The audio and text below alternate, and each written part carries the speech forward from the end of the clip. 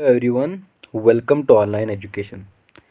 आज के इस वीडियो में हम लोग पढ़ेंगे क्लास 6 हिस्ट्री बुक का chapter 8 villages, towns and trade का पार्ट थर्ड। उम्मीद है कि आप इस मेरे वीडियो लेक्चर को शुरू से लेकर एंड तक ज़रूर देखेंगे। पहला टॉपिक है हमारा अ क्लोजर लुक अरिकामेडू। अब अरिकामेडू क्या है? अरिकामेडू एक आर्कियोलॉजिकल साइट है जो कि पुडुचेरी के अंदर लोकेटेड है। आज से 2200 से 1900 साल पहले 2200 से 1900 साल पहले अरिकामेडू जो है ये कोस्टल सेटलमेंट रहा है, जहाँ पर शिप्स जो थे वो दूर दराज एरिया से आके वहाँ पर चीज़ों को अनलोड करते। जहाँ पर शिप्स, समुद्री जहाज जो हैं वो दूर दूर दराज इलाके से चीज़ों को लाते थे और उसके बाद वहाँ पर उनको अनलोड कर देते थे। उसके बाद इस साइट पे एक बहुत ही बड़ा ईंटों का स्ट्रक्चर मिला है। कहा जाता है कि शायद वो एक गोदान हो सकता है और उस गोदान में वहाँ पर शायद वो जो चीज़ें लाते थे उनको वहाँ पर वो स्टोर करके रखते थे। उम्मीद है कि यहाँ तक ये टॉपिक समझ में आया होगा। और ये जो वेयर हाउस है ये भी इस साइट पे मिला है अरिकामेडू पे।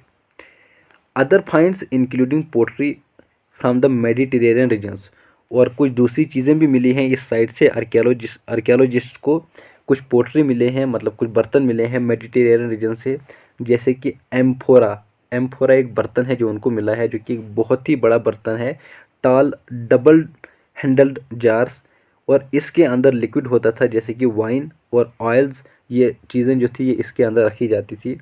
और उसके बाद लाल रंग का एक चमकीला बर्तन भी मिला है जिसको एरीटाइन कहा जाता है, जिसको एरीटाइन वियर कहा जाता है। और इसका एरीटाइन वियर नाम दिया था, इटली के अंदर एक शहर है उस शहर पे इसको नाम दिया गया था एरीटाइन wear.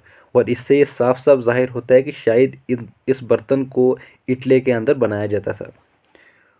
And this was made by pressing wait clay into a stumped mould, और इस बर्तन को बनाया जाता था एक वेट क्ले को प्रेस करके और उसके बाद दबा के और उसके बाद उसके ऊपर एक स्टंप लगा के इसको बनाया जाता था। और इन सारी चीज़ों से ये पता चलता है कि यहाँ पर जो है ट्रेड बहुत ही अच्छा चलता होगा। There was yet another kind of pottery which was made locally, though Roman designs were used। और उसके बाद कुछ दूसरे किस्म के दूसरे प्रकार के पोट्री भी यहाँ पर मिले हैं, बर्तन मिले हैं जिनको लोकली यहाँ पर बनाया गया था, लेकिन उनमें भी रोमन का डिज़ाइन इस्तेमाल किया गया था। उसके बाद रोमन लैंप्स, गिलास वेयर, जेम्स, ये सारी चीज़ें इस साइट पे मिली हैं। तो रोमन के रिलेटेड बहुत सारी चीज़ें मिली हैं। इससे ये पता चलता है कि शायद रोम जो थे वो यहाँ पर, रोमन के लोग जो थे वो यहाँ पर सेटल हुए थे। ये सारी चीज़ें ये बताती है कि रोम का ट्रेड भी इस जगह के साथ था। उसके बाद कुछ छोटी छोटी टैंक्स भी मिली हैं यहाँ पर, जिनके अंदर शायद डाई हुआ करती थी और उसका इस्तेमाल कपड़ों को डाई करने के लिए किया करते थे।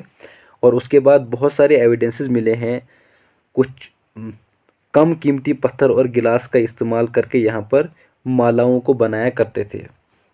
उम्मीद है कि ये टॉपिक आपको अच्छी तरह से समझ में आया होगा। उसके बाद नेक्स्ट टॉपिक है हमारा an account by Greek sailor the story of Barygaza, the Greek name Bharuch. Story Barygaza की है जिसका ग्रीक नेम जो है वो बरोच है। The gulf is very narrow at Barygaza and very hard to navigate for those coming from the sea. अब रास्ता जो है बरीगाजा के आने के लिए वो बहुत ही ज़्यादा तंग है, जो कि बहुत ही ज़्यादा मुश्किल होता है उन लोगों के लिए जो कि समंदर से वहाँ पर आते हैं नेविगेट करके। तो यहाँ पर ships had to be steered in by skilful experienced local fisherman who were employed by the king. और इसीलिए यहाँ पर किंग ने ट्रेड को बढ़ावा देने के लिए कुछ एक्सपीरियंस्ड और हुनरमंद लोकल फिशरमैन को रखा था, जो कि यहाँ पर उन शिप्स को अच्छी तरह से यहाँ पर एंटर करते थे, अच्छी तरह से उनको किनारे लगाते थे और उनसे चीज़ों को उतारते थे। उसके बाद जो चीज़ें इंपोर्ट जो था बरीगाजा का, जो बरीगाजा के अंदर चीज़ें आती थी उसमें वाइन आता है, copper, tin, lead, coral, topaz, cloth, gold and silver coins. तो ये सारी चीज़ें जो थी ये बरीगाजा के अंदर इंपोर्ट होती थी बाहर से। उसके बाद बरीगाजा से जो चीज़ें एक्सपोर्ट होती थी बाहर जाती थी उसमें कुछ प्लांट्स भी आते हैं हिमालयंस, जैसे कि आइवरी भी आता है जो हाथी के दांत होते हैं, एगेट, कर्नीलियन, ये कुछ प्रकार के पत्थर हैं। उसके बाद कॉटन, सिल्क और परफ्यूम, तो इन सारी चीज़ों को यहाँ से एक्सपोर्ट किया जाता था, मतलब बाहर भेजा जाता था। उसके बाद जब मर्चेंट्स यहाँ पर आते थे तो वो किंग्स के लिए कुछ स्पेशल गिफ्ट्स लाते थे। वेसल्स ऑफ सिल्वर, सिल्वर के मतलब कुछ वेसल लाते थे, कुछ बर्तन लाते थे, और सिंगिंग बॉयज़ को लाते थे अपने साथ किंग के लिए। उसके बाद कुछ खूबसूरत औरतों को लाते थे, उसके बाद अच्छी शराब लाते थे, उसके बाद कुछ अच्छे कपड़े भी लाते थे किंग्स के लिए, बादशाह के लिए, मतलब एज अ गिफ्ट। उम्मीद है कि ये टॉपिक आपको अच्छी तरह से समझ में आया होगा। नेक्स्ट टॉपिक है हमारा trade and traders. You have read about the northern black polished wear. तो नॉर्थन ब्लैक पॉलिश्ड वियर के बारे में हमने पढ़ा है, इसी चैप्टर में हमने पढ़ा है कि नॉर्थन ब्लैक पॉलिश्ड वियर ये ऐसे पोट्री होते थे जिनको नॉर्थन में ज़्यादातर बनाया जाता था, जो नॉर्थ में ज़्यादातर मिले हैं, इसीलिए इनको नॉर्थन ब्लैक पॉलिश्ड वियर के नाम से जाना जाता है। ये एक बहुत ही अच्छा पोट्री है, बहुत ही अच्छे मटके हैं, बहुत ही अच्छे बर्तन हैं ये। ख़ास तौर पर इनमें बावल्स मतलब कुछ कटोरे और प्लेट्स, ये जो हैं ये कई आर्कियोलॉजिकल साइट से मिले हैं पूरे सब कॉन्टिनेंट में। How do you think it reach this place. तो आपको क्या लगता है कैसे ये सारी चीज़ें इन जगहों पर पहुंची। तो जब ट्रेडर्स ने तिजारत करनी शुरू की तो उन्होंने अपने साथ इनको लाया बेचने के लिए, मतलब, और जहाँ जहाँ पर ये बनाई जाती थी चीज़ें वहाँ से ट्रेडर्स ने उनको दूसरी जगह पे लिया और वहाँ पर बेच दिया। तो ऐसे इसी तरह से ये सारी चीज़ें जो है यहाँ पर पहुँची हैं। South India was famous for gold, spices, specially paper and precious stones.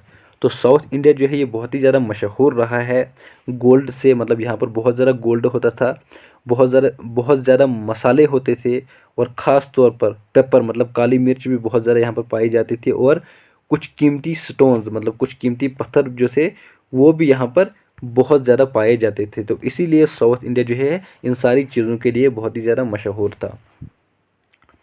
और उसके बाद रोमन एम्पायर के अंदर ये जो पेपर हैं मतलब काली मिर्च है, इनकी बहुत ही ज़्यादा वैल्यू होती थी। So much so that it was known as black gold, और इसको वहाँ पर ब्लैक गोल्ड के नाम से जाना जाता था। इसीलिए ट्रेडर ने क्या किया था, carried money of these goods to Rome. इसीलिए ट्रेडर्स ने बहुत सारे गुड्स को, बहुत सारी चीज़ों को रोम में लिया था, शिप्स में लेते थे वो, across the sea by land in caravan. वो समंदर से भी लेते थे इन चीज़ों को, उसके बाद लैंड से भी लेते थे कारवां के जरिए। There must have been a quite a lot of trade as many Roman gold coins have been found in South India. तो कहा जाता है कि बहुत ज़्यादा ट्रेड यहाँ पर, बहुत ज़्यादा तिजारत हुई होगी, क्योंकि बहुत सारे सोने के मतलब रोमन गोल्डन कॉइन जो है यहाँ पर साउथ इंडिया के अंदर मिले हैं। उम्मीद है कि यहाँ तक ये टॉपिक अच्छी तरह से समझ में आया होगा। उसके बाद traders explored several sea routes, और जब ट्रेडर्स तिजारत करते थे तो अलग अलग रास्तों से उनको जाना पड़ता था, तो इस तरह से उनने बहुत सारे समुद्री रास्तों को एक्सप्लोर किया था। Some of these followed the coast, और इनमें से कुछ थे जिनने कोस्ट को फॉलो किया था। Dear were other across the Arabian sea, और कुछ अरेबियन सी में थे और कुछ बे ऑफ बंगाल में थे, मतलब वहाँ से उनको कुछ रास्ते मिले थे जहाँ से वो जाते थे। Where sailors took advantage of the monsoon winds to cross the seas more quickly. जहाँ पर कुछ सेलर जो होते थे वो मॉनसून का फ़ायदा उठा के समंदर को बहुत ही जल्दी क्रॉस किया करते थे। जब मॉनसून विंड होती थी तो उससे वो बहुत ही जल्दी समंदर को क्रॉस किया करते थे। So if they wanted to reach the western coast of the subcontinent, अगर वो वेस्टर्न कोस्ट पे पहुंचना चाहते, सब कॉन्टिनेंट के वेस्टर्न कोस्ट पे, फ्रॉम ईस्ट अफ्रीका से या अरेबिया से, तो उनको क्या करना पड़ता, they choose to sail with the south west monsoon. तो तब जाके उनको साउथ वेस्ट मानसून का वेट करना पड़ता और उसी के साथ उनको जाना पड़ता था। And sturdy ships had to be build for these long journey, और ऐसे लंबे लंबे सफ़रों के लिए मतलब लंबी जर्नी के लिए उनके शिप्स जो हैं उनको बहुत ज़्यादा मजबूत शिप्स बनाने पड़ते थे। आई होप कि ये टॉपिक आपको यहाँ तक अच्छी तरह से समझ में आया होगा। हमारा नेक्स्ट टॉपिक है new kingdoms along the coast. The southern half of the subcontinent is marked by a long coastal line. अब जो साउथर्न हाफ, लगभग आधा हाफ जो है साउथ का एरिया, वो एक कोस्टल लाइन से पूरी कोस्टल लाइन से बिल्कुल घिरा हुआ है। और बहुत सारे हिल्स हैं, प्लेटोज हैं और बहुत सारे रिवर वैलीज हैं। Amongst the river valleys that of the Kaveri is the most fertile. तो इन सारे रिवर्स में से, सारी नदियों में से, सारे दरियाओं में से कावेरी जो है ये सबसे ज़्यादा फर्टाइल है, बहुत ही ज़्यादा जरखेज है। chiefs and kings who controlled the river chiefs and kings who controlled the river valleys and the coasts become rich and powerful। और जो बादशाह, जो चीफ इन रिवर वैलीज पे कंट्रोल करते थे, जिनके अंडर ये रिवर वैलीज होती थी, तो वो जो थे वो बहुत ही ज़्यादा अमीर और ताकतवर हुआ करते थे। उनके पास बहुत ज़्यादा पावर आती, क्योंकि यहाँ से बहुत ज़्यादा उनको ये फ़ायदा मिलता था, तो इसलिए वो बहुत ज़्यादा ताकतवर बनते थे और बहुत ज़्यादा अमीर बनते थे। Sangam poems mention the muvendar. Sangam poem ने एक टर्म को मेंशन किया है जिसको मोविंदर कहा जाता है। और this is a Tamil word meaning three chiefs. ये एक तमिल वर्ड है मोविंदर, इसका मतलब है तीन chiefs. Used for the heads of three ruling families. तीन रूलिंग फैमिलीज के हेड के लिए इसको इस्तेमाल किया गया है। चोलाज, चेराज और पांड्याज, ये तीन रूलिंग फैमिलीज के हेड हैं, इसके लिए इस टर्म को इस्तेमाल किया गया है। और इस टर्म का मतलब होता है chief, three chief, muvendar, Cholas, Cheras and Pandyas, who became powerful in South India around 2300 years ago. जो 2300 साल पहले साउथ इंडिया के अंदर बहुत ही ज़्यादा पॉपुलर बन गए थे, बहुत ही ज़्यादा मशहूर बन गए थे। Each of the three chiefs had two centres of power. Each of the three chief, इन तीन चीफों में से हर एक चीफ के पास दो सेंटर होते थे पावर के। One inland, one on the coast. एक तो इनलैंड और दूसरा कोस्ट पे होता है। ये हर एक के दो दो सेंटर होते थे। Of these 6 cities, 2 were very important. In 6 cities में दो बहुत ही ज़्यादा इंपॉर्टेंट थी, बहुत ही ज़्यादा अहम होती थी। Puhar, Kaveripattinam. Puhar, Kaveripattinam, the port of the Cholas and Madurai the capital of the Pandyas. Puhar, Kaveripattinam और उसके बाद जो कि पोर्ट होता था चोलाज का, और मदुराई जो कि कैपिटल होती थी पांड्याज की। उम्मीद है कि यहाँ तक अच्छी तरह से समझ में आया होगा। The chiefs did not collect regular taxes. अब जो चीफ थे वो रेगुलर टैक्सेस को कलेक्ट नहीं करते, मतलब टैक्सेस को वो रेगुलरली कलेक्ट नहीं करते थे। Instead they demanded and received gifts from the people. उसके बजाय वो डिमांड करते थे और उन लोगों से गिफ्ट की, और वो लोग उनको गिफ्ट देते थे और तब जाके उन गिफ्ट को वो रिसीव करते थे। They also went on military expedition. वो मिलिट्री की एक्सपीडिशन पे भी जाते थे, मतलब मिलिट्री की मुहिम पे भी वो गए थे। And collected tribute from neighbouring areas. और जो नेबरिंग एरियाज था उनका हमसाए जो थे उनसे भी वो ट्रिब्यूट कलेक्ट करते। ट्रिब्यूट का मतलब होता है किसी से एक हफ्ता लेना, मतलब किसी से एक टैक्स, एक प्रकार की टैक्सी होती है जो रेगुलरली नहीं ली जाती है लोगों से, लेकिन जब वो देना चाहें तो उनकी विश के मुताबिक ली जाती थी। तो ट्रिब्यूट बेसिकली एक शुक्राना है। जैसे कोई किसी की लैंड पे रह रहा है तो वो बादशाह जो है उसको वहाँ पर वो एक शुक्राना के लिए कुछ पैसे देते हैं या कुछ अनाज देते हैं, उसको ट्रिब्यूट कहा जाता है। तो नेबरिंग एरियाज से भी वो ट्रिब्यूट कलेक्ट करते थे। They kept some of the wealth and distributed the rest amongst their supporters including members of their family, soldiers, poets. कुछ वेल्थ वो अपने पास रखते और उसके बाद जो बाकी की वेल्थ होती थी उसको वो तकसीम कर देते थे अपने सपोर्टर्स में, और जो मेंबर्स होते थे उनकी फैमिली के उनमें, या जो सिपाही होते थे उनमें। तो उसके बाद जो वेल्थ होती थी वो सारी उनको दी जाती थी। Many poets whose competitions are found in the संगम।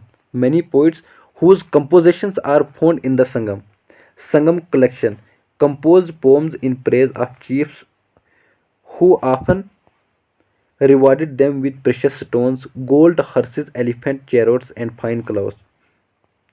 तो बहुत सारे पोइट जो थे संगम कलेक्शन में जो पाए जाते थे, जिनकी कंपोजिशन संगम कलेक्शन के अंदर पाई जाती है, वो इन चीफ की तारीफ लिखते थे, इन चीफ की बहुत ज़्यादा तारीफ करते थे।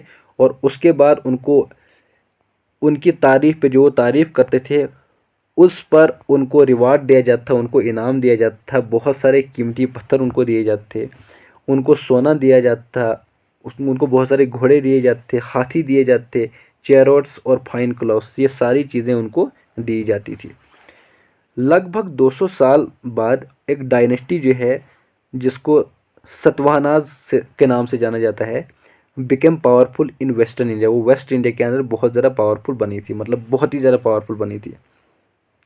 इसका सबसे इम्पोर्टेंट रूलर जो था सतवाहनाज का, वो गौतमी पुत्र श्री सतकर्णी, गौतमी पुत्र श्री सतकर्णी उसका नाम था, जो मोस्ट इम्पोर्टेंट रूलर था सतवाहनाज का, और जिसका नाम था गौतमी पुत्र श्री सतकर्णी। बहुत ही ज़्यादा इम्पॉर्टेंट है, इसको याद रखना, क्योंकि इस पर एग्ज़ाम के अंदर क्वेश्चन आ सकते हैं। We know about him from an inscription compose on behalf of his mother. तो हमें एक इंस्क्रिप्शन से पता चलता है इसके बारे में, which was compose on behalf of his mother, जो उसकी माँ की तरफ से बनाई गई थी, और उस इंस्क्रिप्शन से हमें इसके बारे में पता चलता है। गौतमी बाला श्री, जिस उसकी माँ का नाम गौतमी बाला श्री था। He and other Satavahanas rulers were known as lords of the Dakshinapatha. वो और दूसरे सतवाहनाज रूलर जो थे, उनको लॉर्ड ऑफ दक्षिण पथ के नाम से जाना जाता था। Literally the route leading to the south, मतलब एक्चुअली इसका मतलब था एक रास्ता जो कि साउथ की तरफ जाता है। Which was also used as a name for the entire southern region, जिसको इस्तेमाल किया जाता था नेम की तरफ पूरे के पूरे साउथर्न रीजन के लिए।